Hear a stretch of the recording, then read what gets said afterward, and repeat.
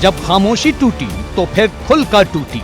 कहने को तो पहले से ही कहा जा रहा था कि स्वामी प्रसाद मौर्य अगर लगातार अपने विवादित बयान पर कायम हैं, तो ये बिना अखिलेश यादव की सहमति के मुमकिन नहीं, क्योंकि वो पार्टी अध्यक्ष हैं। अखिलेश से लंबी मुलाकात के बाद भी स्वामी अपनी बात से टस से मस नहीं हुए। ये एक बड़े रणनीतिक संदेश की तरह था। रामचरितमानस के कुछ अंशों से जुड़े विवाद पर रही सही पर्देदारी अखिलेश यादव ने खुद खत्म कर दी।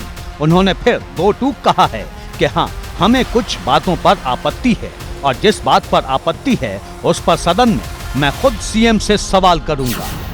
हम तो भगवान राम कृष्ण जितने भी भगवान, और पहली बार नहीं कह रहा हूँ मैं, भगवान विष्णु के जितने अवतार हैं मैं उनको मानता हूँ। हमें किसी पे आपत्ति नहीं है, लेकिन जिस पे आपत्ति है उसको हम सदन में पूछेंगे।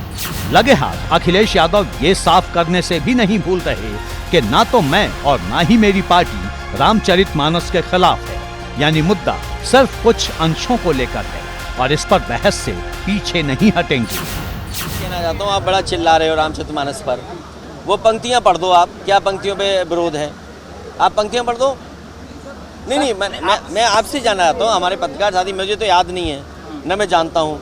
अरे आप सवाल पूछ रहे हो, जरा पंक्तियाँ पढ़ दो आप। अगर आपको अच्छी लगे आज के समय पर तो मैं आपके साथ खड़ा हूँ, आप पढ़िए ना।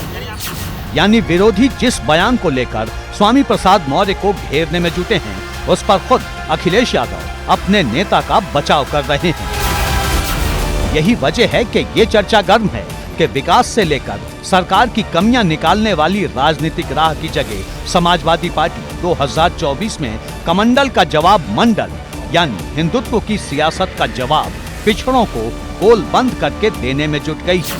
समाजवादी पार्टी और समाजवादी पार्टी के जितने भी लोग, इनका मानना है जाति जनगणना हो। आखिरकार बीजेपी क्यों पीछे भाग रही है जाति जनगणना से? भाजपा जिन बातों को आरोप के रूप में अखिलेश यादव पर चस्पा कर रही थी और ये बार बार दोहरा रही थी कि ये स्वामी प्रसाद का नहीं अखिलेश का बयान है, उसे अखिलेश ने अपने अंदाज में खुद एक तरह से कबूल कर लिया है। लेकिन इशारा कुछ अलग है। ऐसा करके अखिलेश पिछड़े वर्ग के वोटरों को ये साफ संदेश देना चाहते हैं कि वे उनके मान सम्मान के हर मुद्दे पर सबसे आक्रामक दिखेंगे। रामचरितमानस पर और खासकर शूद्र पर मैं सीधा मुख्यमंत्री से पूछूंगा कि भाई मुख्यमंत्री जी बताएं हमें सदन में कि शूद्र कौन कौन है। ये सवाल हमारा आपका नहीं है, ये सवाल धार्मिक लोगों का है। कम से कम वो तो बताएं हमें। और फिर जो संविधान की शपथ लेकर के बैठे हैं और उनसे जरूर मैं पूछूंगा इस बात। ऐसा लग रहा है जैसे कि अखिलेश ने स्वामी प्रसाद मौर्य के बयान के बाद शुरू हुए बवाल पर पहले हवा का रुख भांपा, फिर बड़ी रणनीति की तैयारी शुरू कर दी। यही वजह थी कि शिवपाल यादव से लेकर मनोज पांडे और पवन पांडे जैसे नेताओं के स्वामी को लेकर तीखे बयान भी धीरे धीरे ठंडे पड़ गए। दोबारा कुछ नहीं कहा गया। इस बीच स्वामी लगातार अपने बयान पर कायम रहे। ताड़ बढ़ाने की कोशिश की गई थी। राष्ट्रीय अध्यक्ष जी का बयान आने के बाद सब दूध का दूध और पानी का पानी अपने आप सामने आ गया। सरकार सिर काटने वाले,